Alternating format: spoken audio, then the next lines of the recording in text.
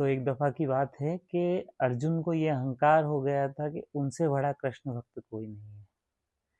और इस बात का ज्ञान श्री कृष्ण भगवान को स्वयं हो गया था। तो अर्जुन को उनके अहंकार का पाठ पढ़ाने के लिए भगवान श्री कृष्ण ने एक लीला रची और उनको अर्जुन को अपने साथ भ्रमण पर लेके गए। रास्ते में अर्जुन को एक ब्राह्मण देव दिखते हैं जो घास फूस खाकर अपना जीवन यापन करते हैं, लेकिन उनकी कमर पे एक कटार लगी रहती है। ये देख अर्जुन उत्सुकतावश भगवान मतलब उन ब्राह्मण देव से पूछते कि हे ब्राह्मण देव, आपने तो क्या बोलते हैं, आप घास फूस खा के जीवन यापन कर रहे हो, आप तो बिल्कुल अहिंसक लगते हो, तो फिर आपके इस कमर में कटार क्यों बंधी है? मतलब ये मुझे चीज समझ में नहीं आई।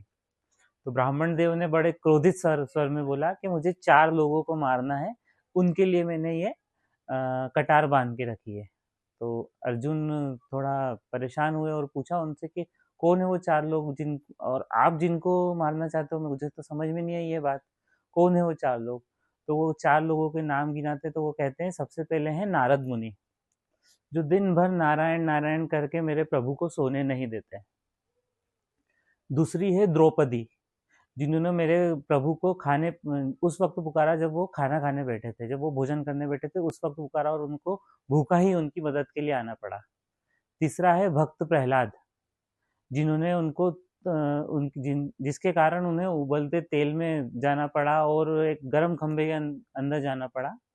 और चौथा है जो जिसके ऊपर मुझे सबसे ज्यादा क्रोध आता है, वो है अर्जुन, जिसने मुझे अपना सारथी जिसने प्रभु को अपना सारथी बना के रखा और पूरे रथ में उनसे रथ के घोड़े खिंचवाए, जिनके कारण उनके हाथों में छाले हो गए होंगे।